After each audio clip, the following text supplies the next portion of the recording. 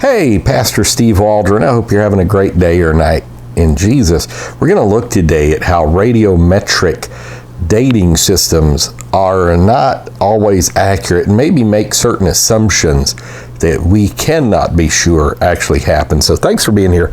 Check out our other videos, subscribe, hit the bell notification. We're using Brother Paul's book, Creation versus Evolution, kind of as a discussion starter. I recommend everybody get the book. I think it's still put out by Pentecostal Publishing House, even though he went on to his reward a while back. So let's look at this. Radiometric dating methods. It's on page 123 of his wonderful book, and I'm going to skip over quite a bit. So the radiocarbon dating method utilizes the fact that in the upper atmosphere, cosmic rays react with nitrogen to form carbon-14. Could you hear? That's kind of probably the most popular, radiocarbon-14. Also in the upper atmosphere, carbon reacts with oxygen to form carbon dioxide. Thus, some carbon dioxide contains carbon-12 and some contains carbon-14. Plants and indirectly animals ingest this radioactive carbon dioxide along with normal carbon dioxide. So carbon-14 decays into carbon-12. And this is known as a half-life, which is estimated to be 5,760 years, plus or minus 30 years. So the longer the plant or animal has been dead, the less the ratio of carbon-14 to carbon-12. So that's kind of what you've got. You got carbon-14, carbon-12, carbon-14 decomposing into carbon-12. And so then you can estimate the age of things through that. But now here's some assumptions that have to be made.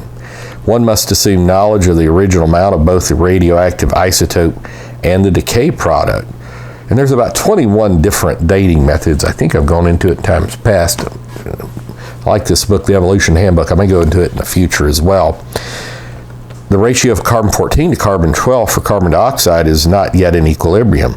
Who knows what the ratio of carbon-14 to carbon-12 was thousands of years ago?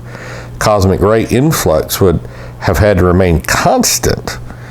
And in the uranium-lead dating method, it's assumed that there was no lead in the original sample. We don't know that.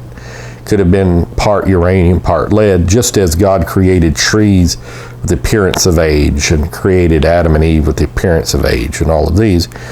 But also the magnetic field we know is weakening, so there would have been variations at various times. We know of solar impulses and the like, again, over the course of time in these various processes. Changes in these concentrations can only occur by radioactive decay. None of these changes can occur by leaching or any other process, but by radioactive decay.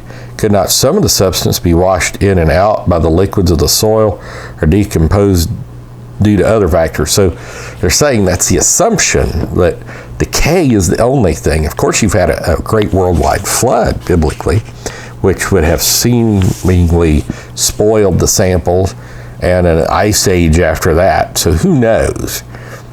And there could have been a lot of other factors. As much as 90% of the total radioactive elements of some great granites could be removed by leaching the granulated rock with weak acid. And you would also have to assume that the rate of decay is constant regardless of external conditions. What about volcanoes and the like?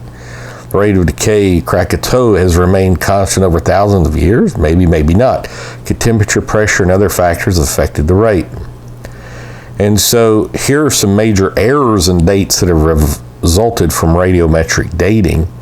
The shells of snails living in southern Nevada gave an apparent age of 27,000 years old. They were alive.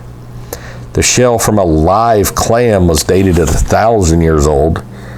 Dead seal carcasses less than 30 years old were dated as old as 4,600 years.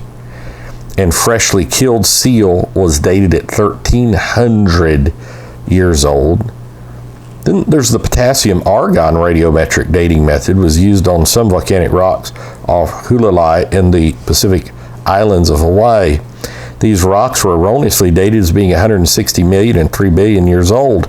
Actually, these rocks were formed during a volcanic eruption in the year 1801. So instead of being 160 million years old, 3 billion years old, formed in 1801. And maybe radioactive ash from these massive Mount St. Helens, Krakatoa, Iceland, Mount Etna, over the course of time, maybe that has messed up some of these dating methods as well. So we can conclude that dates obtained by radiometric methods are interesting geophysical exercises, but do not provide accurate information as far as the age of the Earth is concerned. So that's pretty amazing.